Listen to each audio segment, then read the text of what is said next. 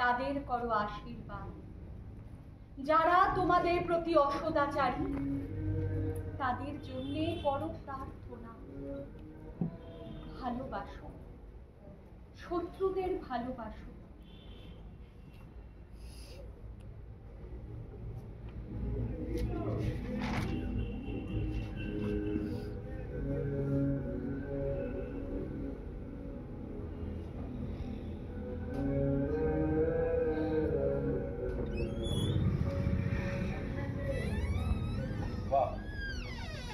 সুন্দর, খুব সুন্দর।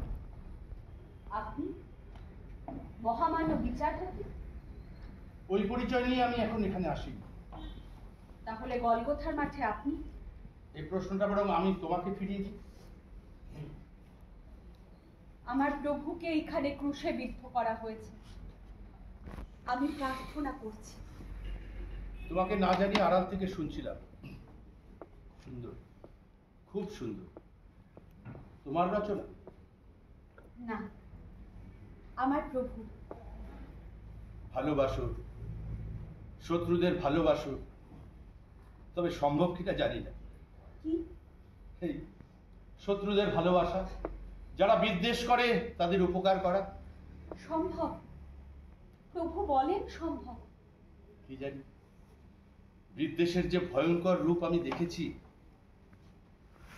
যাকে, তোমার নাম যেন কি? মারিয়াম। মারিয়াম। মারিয়াম, তুমি কি সারা রাত এখানে ছিলে? সারা রাত, সারা রাত এইখানে বসে প্রভুর জন্য প্রার্থনা করেছি। সারা রাত এখানে ছিলে? প্রহরীরা কেউ ছিল না এখানে? কেউ না।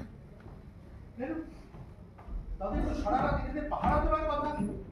তারা ভয় পেয়েছে। ভয় পেয়েছিল? কিসের ভয়? আমার প্রভুকে ক্রুশে বিদ্ধ করবার পর হঠাৎ চারিদিকে নেমে এলো প্রচন্ড অন্ধকার, প্রচন্ড শব্দে ফেটে গেল পাহাড়। আর প্রহরীরাও তখনই ভয় পেয়ে। সেটা অবশ্য অস্বাভাবিক কিছু নয়, কিন্তু তোমার ভয় করলো না? না। পাহাড় ফেটে গেল, অন্ধকার হয়ে এলো, তোমার ভয় করলো না? একটুও না। প্রভু আছেন না, তার সামনে বসে থাকলে ভয় কিসে? তার মানে তুমি এসব এত অন্ধবিশ্বাস তোমার কোত্থেকে এলো? আমি অন্ধ ছিলাম পিলাতুস, যিশু আমাকে আলো দেখিয়েছেন। যিশু সম্পর্কে যে সব গল্প কাহিনী শোনা যায়, তাহলে সেগুলো সব সত্যি? না না, এ অন্ধ সে অন্ধ নয় পিলাতুস। আমি আমি আমার এই দু চোখ দিয়ে দেখতে পেতাম সে শুধু নিজেকে, শুনতে পেতাম শুধু নিজের কণ্ঠস্বর। শুধুমাত্র নিজেকে দিয়েই তৈরি ছিল আমার গোটা পৃথিবী। তারপর? তারপর তারপর যিশু এসে দাঁড়ালেন আমার সামনে। আমি অগ্রাহ্য করতে চাইলাম, অস্বীকার করতে চাইলাম, পারলাম না। আমার মনে হলো আমার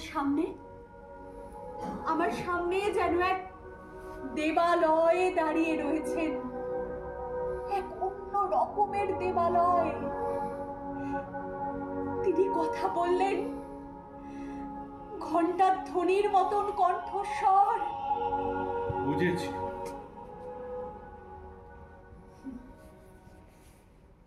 বোঝা কি অত সহজ পিলাতুস? কত কষ্ট, কত দ্বিধা, নিজেকে নিজের বাইরে বের করে আনার জন্য নিরন্তর ঘুরে চলা। তবু কি সবটা পেরেছি? জানি না।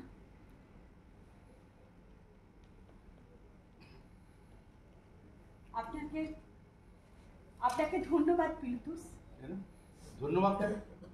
আপনি জিজ্ঞাসা করলেন, তাই তো প্রভুর দয়ার কথাগুলো বলবার সুযোগ হলো।